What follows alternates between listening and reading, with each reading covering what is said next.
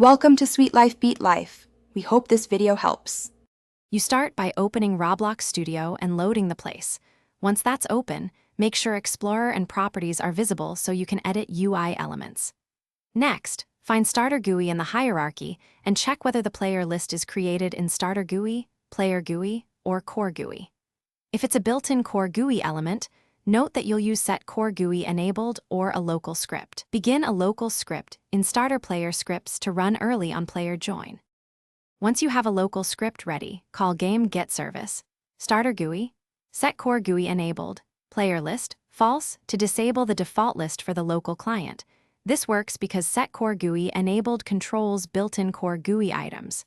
If you need server-wide control, make a consistent local script for each player in Starter Player Scripts. Otherwise, create a custom player list GUI and disable the default. Make sure to test in Play Solo and start server with multiple clients to observe behavior.